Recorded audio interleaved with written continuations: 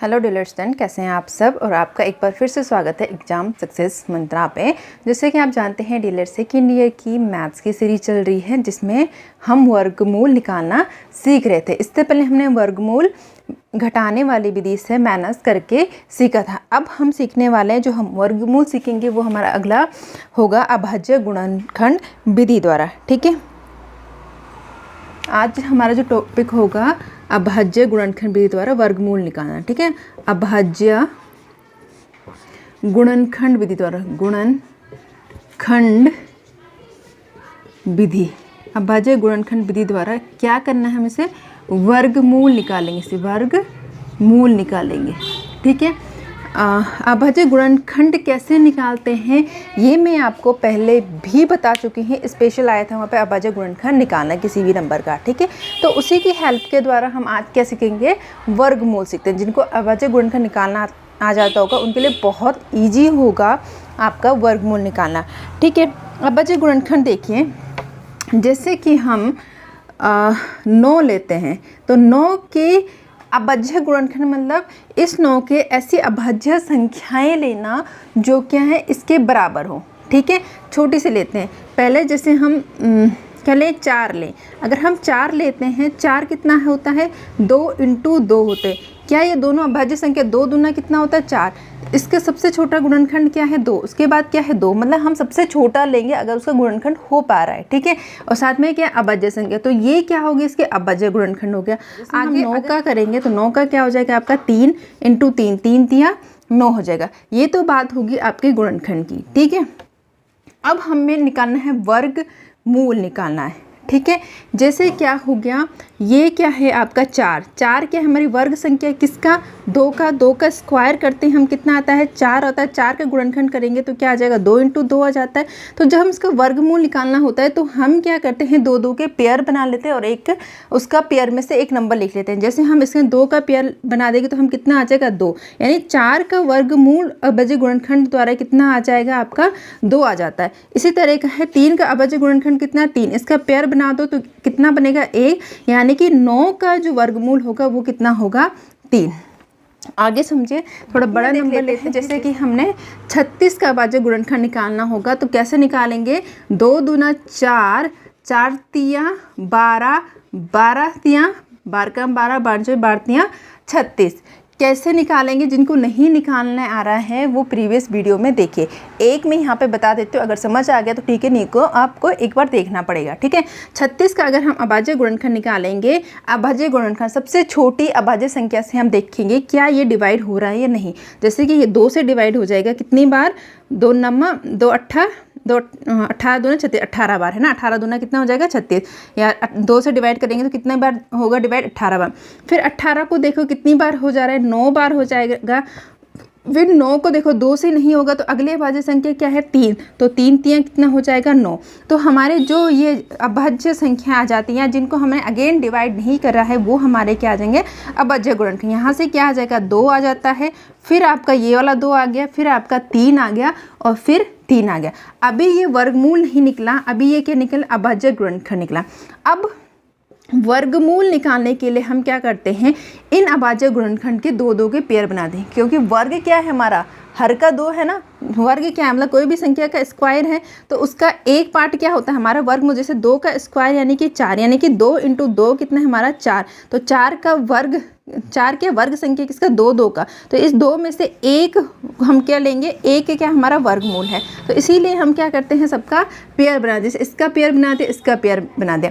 अब क्या करेंगे, पेयर में से एक को लिख देंगे, दोनों में से एक को लिख देंगे, इंटू इन 2 में से क्या है एक नंबर को लिख देंगे, इन दोनों का फिर इंटू कर दो तो कितना 3 दूना 6 आ गया। तो 6 क्या हो जाएगा हमारा 36 का वर्गमूल होगा। वैसे भी हम जानते हैं कि 6 का स्क्वायर कितना होता है 36, यानी कि 36 का वर्गमूल कितना है 6। तो छोटी संख्या तो हम डायरेक्ट भी निकाल सकते हैं। तो इस तरह से हम क्या करते हैं वर्गमूल निकालते हैं। लेकिन जैसे कि सभी संख्याओं को क्या वर्गमूल नहीं निकाल सकते। जैसे 6 है तो 6 का अगर हम निकालेंगे, कैसे निकालेंगे, 2 × 3 यही होगा, क्योंकि 6 का 2 दूना 4 करेंगे तो उसके बाद निकलेगा नहीं, तो 2 × 3 होगा।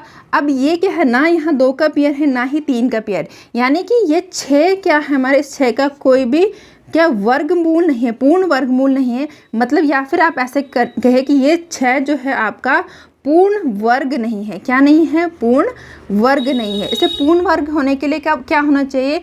एक तो आपको इस 2 का एक पेयर होना चाहिए या एक 3 का पेयर होना चाहिए, तब जाके ये क्या है? पूर्ण वर्ग होगा। तब ये संख्या कितनी हो जाएगी? 2 दूना 4, 4 तियाँ 12, 12 तियाँ 36, यानी कि 36 हो जाएगी। ठीक है, आपको बात समझ आ रही है? तो इस तरह से हम क्या वर्गमूल निकालते हैं। जैसे आपकी बुक में दे रखा है, जैसे कि अब हम 64 का वर्गमूल निकालें, तो 64 का वर्गमूल निकालने के लिए क्या करेंगे? एक तो हम अभाज्य गुणनखंड विधि जो मैंने अभी ऐसे डिवाइड करके दी थी, दूसरी जब बड़ी संख्या आती है तो आप भागफल विधि का यूज कर सकते हैं। भागफल विधि कैसे करेंगे? ये 64 है, इसका निकालो। सबसे पहले किससे डिवाइड हो जाएगा? 2 से हो जाएगा। तो कितनी बार? 2 तियाँ 6, अगला 2 दूना 4, फिर 2 से निकाल लो, 2 ही कम 2, कितना बचेगा? या 1 बचेगा। ये कितना हो जाएगा? 12, 2 छक्का 12, फिर 2 से निकाल 2 8 16, फिर 2 से 2 चक्को 8, फिर 2 से 2 दूना 4, फिर 2 ही कम 2। कब तक निकालेंगे? जब तक 1 ना आ जाए। ये क्या हो जाएंगे? हमारे अभाज्य गुणनखंड हो जाएंगे। तो लिख लो इनको। कितने हैं ये अभाज्य गुणनखंड? 64 का देख लो, 1 2 3 4 5 6, 6 हैं। 1 2 3 4 5 एंड 6। अब क्या करना है? इसके पेयर बना लो। पेयर में से एक एक नंबर को नीचे लिख लो और इनका क्या कर दो? इंटू कर दो। 2 दूने 4 दूने 8, 8 का स्क्वायर कितना होता है? 64, यानी 64 का जो वर्गमूल है वो कितना है? 8। आ रही है बात समझ? इस तरह से हम क्या है? निकाल देते हैं। लेकिन सभी नंबरों का नहीं होगा। अगेन जैसे हम क्या है? 8 का अगर हम निकालते हैं तो 8 का क्या होगा? 2 दूना 4 और 4 तियाँ 12। यहाँ हम देख रहे हैं 2 का पेयर है लेकिन 3 का पेयर नहीं। इसका मतलब 8 के हमारा पूर्ण वर्ग संख्या नहीं है, तो इसका हम इस तरह से वर्गमूल नहीं निकाल सकते। ठीक है, ये आ गई बात। अब देखिए, ये तो होगी छोटी संख्याओं का वर्गमूल। इसी तरह से आपके जो बुक में सॉल्व करे हुए हैं इन सभी संख्याओं का क्या निकाल सकते हैं? वर्गमूल निकाल सकते हैं। आप खुद से निकालें और अपने आंसर को चेक करिए। अब हम अगला देखते हैं। जैसे कि हमें बोल रखा है, हम जानते हैं 324 का क्या निकालना है? वर्गमूल निकालना है। कौन सी विधि के द्वारा? अभाज्य गुणनखंड विधि। तो हम इसमें अभाज्य गुणनखंड विधि करेंगे। कौन से मेथड के द्वारा? हम करेंगे भागफल विधि द्वारा। ठीक है, तो ये अभाज्य गुणनखंड निकालेंगे हम कौन से मेथड द्वारा? भागफल द्वारा। तो सबसे पहले इसके पीछे 2 है तो हमें पता है, इसके पीछे 4 है तो हमें पता है 2 से डिवाइड हो जाएगा तो 2 ही कम 2, 1 बचेगा। 2 छक्का 12 और ये कंप्लीट हो गया तो ये बचेगा 2 दूना 4। अगर नहीं आ रहा है आपको निकालना तो आप क्या कर सकते? अगर अलग से इसको भाग कर सकते हैं। आप भाग करके जो भागफल आएगा उसको यहाँ लिखो। जैसे 2 ही कम 2, 1 बच्चा 12, 2 छक्का 12, फिर 4 तारा 2 दूना 4। तो ये जो भागफल होगा इसको यहाँ लिख लो। फिर आगे देखो, फिर ऐसे ही आप करते जाएंगे अगर आप डायरेक्ट नहीं कर पा रहे हैं कहीं पे तो। ठीक है, तो इसको देख लो। 16 में कितना? 2 8 16, 2 ही कम 2। क्या है? 2 से होगा? नहीं, क्योंकि इसके पीछे 1 है। 3 से करके देखो। 3 से 3 9 कम 9, 3 दूना 6 7 8, 2 बचेगा। 3 सत्ता 21, फिर 3 से कर लो। 3 सत्ता 21, 3 8 24, 3 नमा 27, फिर 3 से कर लो। 3 तिया 9 और फिर 3 से करो। 3 एकम 3, यानी कि 324 के जो गुणनखंड हैं, ये जो अभाज्य गुणनखंड, या इन्हीं को क्या कह देते हैं? गुणनखंड भी कह देते हैं। ये क्या है आपके? 2 × 2 × 3 × 3, इन सब को हम लिख देंगे। ठीक है, 3 कितनी बार है? 4 बार, × 3 × 3। और अब क्या करेंगे? इसका वर्गमूल निकालने के लिए, इसका वर्गमूल निकालने के लिए क्या करेंगे? इनका पेयर बना दो। ठीक है, पेयर में से एक एक नंबर नीचे लिख दो और इनका क्या कर दो? इंटू कर दो। 3 तिया 9, 9 दूना 18, यानी 18 का स्क्वायर कितना हो जाएगा? 324 हो जाएगा। या 324 का वर्गमूल कितना है आपका? 18 है। तो ये हो गया आपका वर्गमूल निकालना। ठीक है, तो आपको इसी मेथड के द्वारा वर्गमूल निकालने के लिए बोल रखा है, जिसे हम कहते हैं अभाज्य गुणनखंड विधि द्वारा। एक और आपको निकाल के बता देती हूँ। जैसे कि आपका है 256 का अभाज्य गुणनखंड निकालना है। अब आप ये करिए कि वीडियो को पॉज करिए, खुद से निकालिए उसका वर्गमूल, और वर्गमूल निकालने के बाद आंसर चेक करिए। अगर कहीं फंस रहा है तो देखिए मैं कहाँ फंस रहा हूँ, क्या गलती आ रही है। ठीक है, तो अब देखिए, आई होप आपने कर दिया होगा। ठीक है, 2 से करेंगे। 2 एकम 2, 2 दूना 4, 1 बचेगा। 2 8 16, फिर करेंगे 2 छक्का 12, 2 चौको 8, फिर करेंगे 2 3 6, 2 दूना 4, फिर 2 से हो जाएगा क्योंकि इसके पीछे 2 से कौन से होते हैं जिनके पीछे क्या 0 हो, 2 हो, 4 हो, 6 हो, 8 हो, चाहे वो कितनी भी बड़ी संख्या है, अगर उनके पीछे ये नंबर हैं तो डेफिनेटली 2 से डिवाइड हो जाएंगी। ठीक है, अगर 2 से नहीं हुई, अगर किसी के पीछे 1 है, 7 है तो हम 3 से देखते हैं, 3 से नहीं हुआ तो फिर हम 7 से देखते हैं। जो भी हमारे पास अभाज्य संख्या है उनसे हम आगे आगे देखते जाते हैं। ठीक है, 7 के बाद क्या देखेंगे हम 11 देखेंगे, तो अभाज्य संख्याओं से हम उनका गुणनखंड करते जाते हैं, इसीलिए इसे अभाज्य गुणनखंड कहा जाता है। ठीक है, पहले ये पता होना चाहिए किससे करना है। ठीक है, 2 एकम 2, 2 छक्का 12, फिर 2 से करेंगे 2 8 16, फिर 2 से करेंगे 2 चौको 8, फिर 2 से करेंगे 2 दूना 4, फिर 2 से करेंगे 2 एकम 2, यानी कि आपका 2 5 6 का जो अभाज्य गुणनखंड, अभी वर्गमूल नहीं निकला, अभाज्य गुणनखंड कितनी बार 1 2 3 4 5 6 7 8, कितनी बार है 8 बार, 2 3 4 5 6 7 एंड 8। अब क्या करेंगे, पेयर बना लो, 1 पेयर, 2 पेयर, 3 पेयर और 4 पेयर, 4 पेयर बन गए, नीचे लिख लो इनको, यानी कि इसका वर्गमूल निकालने के लिए हम क्या करेंगे, नीचे लिख लो इनको, 4 पेयर बनेंगे, 4 बार इंटू कर लो, 2 दूना 4, 4 दूना 8, 8 दूना 16, यानी कि 256 का जो वर्गमूल है वो कितना है 16, या 16 का जो स्क्वायर है वो कितना है 256 है। लेकिन हमें अभी यहाँ पे स्क्वायर ये वर्गमूल निकालना है तो हम यहाँ तक इसको निकालेंगे। तो आई होप आपको समझ आ रहा होगा कि मैं क्या बताने की कोशिश कर रही हूँ। ठीक है, इसी तरह से हम अपना अगला एग्जाम्पल देख लेते हैं, जो है एग्जाम्पल नंबर 4, जिसमें हमें पूछा हुआ है कि 64 का क्या निकालना है, आपको वर्गमूल निकालना है। ठीक है, तो हम कैसे निकालेंगे, अभाज्य गुणनखंड विधि द्वारा ही निकालेंगे। इसको लिख लो, निकाल लो, 0 है तो 2 से हो जाएगा, 2 3 6, 2 दूना 4, 2 0 की 2 0, फिर 2 से कर लो, 2 एकम 2, 2 छक्का 12, 2 0, फिर 2 से कर लो, 2 8 16, 2 0, फिर 2 से कर लो, 2 चौको 8, 2 0, फिर 2 से कर लो, 2 दूना 4, 2 0, फिर 2 से कर लो, 2 एकम 2, 2 0, फिर 2 से हो जाएगा, 2 पंजे 10, 2 0, फिर 2 से कर लो, 25 दूना 50, अब नहीं होगा 2 से, 3 से नहीं होगा, ये हो जाएगा 5 से, 5 पंजा 25 और ये आ जाएगा आपका 5 एकम 5। तो ये हो गया हमारा अभाज्य गुणनखंड, यानी हमारा 6400 का जो अभाज्य गुणनखंड आता है वो है हमारा 2 कितनी बार आया, 1 2 3 4 5 6 7 8 बार। तो कितना आ गया, 1 2 3 4, हमारा जो आ जाएगा 64 का जो हमारा गुणनखंड आ जाएगा वो है 1 2 3 4 5 6 7 8, उसके बाद क्या है 5 इंटू 5। अब क्या करना है, पेयर बना लो, कितने बन जाएंगे, 1 2 3 4 और 1 5 का, यानी अंडर रूट 65 का जो वर्गमूल हो जाएगा वो कितना हो जाएगा, 2 इंटू 2 इंटू 2 इंटू 2 इंटू 5, 5 में से एक ही लिखेंगे। ठीक है, तो कितना हो जाएगा ये, 5 दूना 10, 10 दूना 20, 20 दूना 40, 40 दूना 80, मतलब ये कितना है 8 8 64 और 2 1 0 की 2 0, यानी कि 6400 का जो वर्गमूल होगा वो कितना होगा 80। 6400 का जो वर्गमूल होगा वो कितना होगा आपका 80 होगा। तो इस तरह से क्या कर सकते हैं, आप निकाल सकते हैं। एक और है इसमें एग्जाम्पल, एक और एग्जाम्पल है जो कि है, एग्जाम्पल पढ़ लेती हूँ, अगर सीधा होगा तो आप खुद ही करिएगा। एग्जाम्पल नंबर 6, एग्जाम्पल नंबर 5, पहले क्या 90 एक पूर्ण वर्ग संख्या है, तो इसको देख लेते हैं। ये थोड़ा अलग सा क्वेश्चन है, उसने पूछा, इस बार हमें डायरेक्ट नहीं पूछा गया है कि किसी x संख्या का वर्गमूल निकालो, ऐसा पूछा नहीं।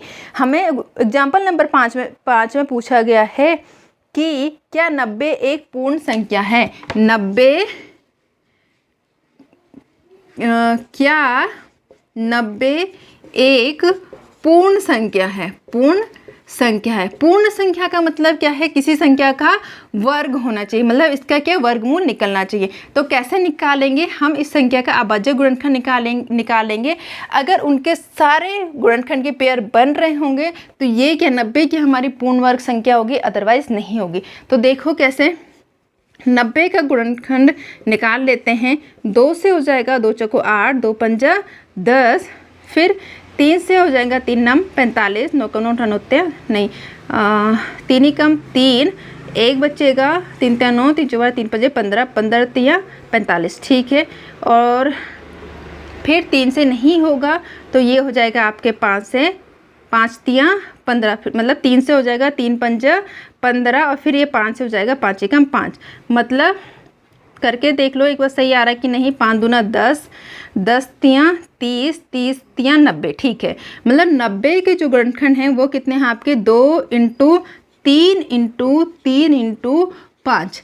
अब क्या है, अंडर रूट 90 होने के लिए इनके पेयर पूरा होना चाहिए। तो मतलब क्या है, इनके पेयर पूरे नहीं हो रहे, हमें क्या है 1 इंटू 2 की कमी है और इंटू 5 की कमी, यानी हमें इंटू 10 की कमी। अगर इंटू 10 होता तब जाके क्या हमारा पूर्ण वर्ग होता। तो हम इसका निष्कर्ष क्या निकालेंगे, अतः 90 एक पूर्ण वर्ग संख्या नहीं है, पूर्ण वर्ग संख्या नहीं है, क्योंकि 2 और 5 का युग्म या जोड़ा, युग्म लिखो या जोड़ा नहीं बना, ठीक है। तो इस तरह के आप क्या कर सकते हैं, अपने आंसर का निष्कर्ष लिख सकते हैं। जैसे इसमें लिखा गया है, इसमें इसके गुणनखंड के अभाज्य गुणनखंड 2 और 5 के युग्म नहीं है, अतः 90 एक पूर्ण वर्ग संख्या नहीं होगी, जिसे अर्थात रूप में हम इस प्रकार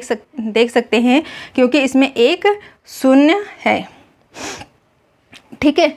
इस तरह से हम लिख सकते हैं अपना कैलकुलेशन का। अगर छठवां देख लेते हैं, छठवां है क्या 2352 एक पूर्ण वर्ग संख्या है, यदि नहीं तो 2352 का सबसे छोटा गुणज प्राप्त कीजिए जो पूर्ण वर्ग संख्या हो, तथा नई संख्या का वर्गमूल ज्ञात कीजिए।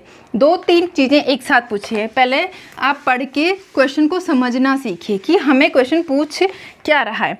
ध्यान से देखिए, example number 6 page number 41 exam notes हैं लक्ष्मी पब्लिकेशन के, ठीक है। अपनी बुक देखिए। इसने पूछा एक संख्या दे रखी है 2352, संख्या दे रखी है आपकी 2352 यानी 2352। इससे पूछा है क्या ये पूर्ण वर्ग संख्या है, पूर्ण वर्ग संख्या है। उसने बोला अगर नहीं है, ठीक है, अगर नहीं है तो सबसे छोटा गुणज बताए, नहीं है तो सबसे छोटा गुणज बताए। मतलब ऐसी कौन सी गुणज सबसे छोटा गुणज बताइए, मतलब ऐसे सबसे छोटी संख्या बतानी है जिसमें इस संख्या को गुणा कर दे तो वो पूर्ण वर्ग होगी, इन केस अगर ये पूर्ण वर्ग नहीं है, ठीक है। उसके बाद उसने बोला है गुणज प्राप्त कीजिए जो कि एक पूर्ण वर्ग संख्या हो। तो नई संख्या का क्या करना है, उसके बाद जो हमारे इसके बाद नई संख्या आएगी उसका क्या निकालना है, उसका निकालना है हमें वर्गमूल। तो सबसे पहले तो क्वेश्चन पढ़ के आप समझिए कि क्वेश्चन हमसे पूछना क्या चाह रहा है। तो ठीक है, सबसे पहले हम इसकी जांच कर लेंगे कि ये पूर्ण वर्ग है या नहीं है। कैसे करेंगे, अभाज्य गुणनखंड द्वारा, ठीक है। तो ये हो जाता है 352, इसका कर लेंगे तो कैसे हो जाएगा 2 एकम 2, 2 एकम 2, 2 सता 14, 2 छक्का 12, फिर कर लेंगे 2 पंजा 10, 1 बचेगा, 2 अट्ठा 16, 2 अट्ठा 16, फिर कर लेंगे 2 दूना 4, 2 नम 18 और 2 चौको 8, फिर कर लेंगे 2 एकम 2, ये 8, तो 2 चौको 8, 1 बच्चे 14 हो गया, तो 2 सत्ता 14। तो अब क्या होगा, अब ये 2 से तो होगा नहीं, 3 से देखो, लास्ट में 7 है तो 3 से देख लो, 3 से करेंगे तो 3 त्या 9, 3 चौको 12, 2 बचेगा 27 हो जाएगा, 3 चौको 12, यहाँ से 2 बचेगा, 3 त्या 9, 3 चौको 12, 3 पचे 15, 3 छः 18, 3 सत्ता 21, 3 अट्ठा 24, 3 अट्ठा 24, 3 अट्ठा 24, 3 नंबर 27 है क्योंकि, ठीक है, 3 नंबर 27। अब देखो क्या ये 3 से होगा, अब ये 3 से नहीं होगा क्योंकि 3 ही कम 3 1 बचेगा, 19 आ जाएगा। अब नेक्स्ट अभाज्य क्या है 7, 7 से कर लो, 7 7 49 और फिर 7 ही कम 7। अब देखो इसके अभाज्य गुणनखंड लिखो, 2 3 5 2 के अभाज्य गुणनखंड जो हमारे निकले 1 2 3 4, 4 बार क्या है 2, 1 2 3 4, उसके बाद क्या है 1 3 है, उसके बाद क्या है 7 है। ये क्या पूर्ण वर्ग होने के लिए या इसका वर्गमूल प्राप्त करने के लिए इनके क्या है कंप्लीट जोड़े बनने चाहिए, लेकिन 3 का हमारे पास क्या है कोई जोड़ा नहीं है, इसके मतलब ये क्या है एक पूर्ण वर्ग नहीं। तो हम लिखेंगे ये क्या है पूर्ण वर्ग नहीं है, क्योंकि क्यों नहीं है, क्योंकि 3 का युग्म नहीं प्राप्त नहीं हुआ, 3 का युग्म प्राप्त नहीं हुआ।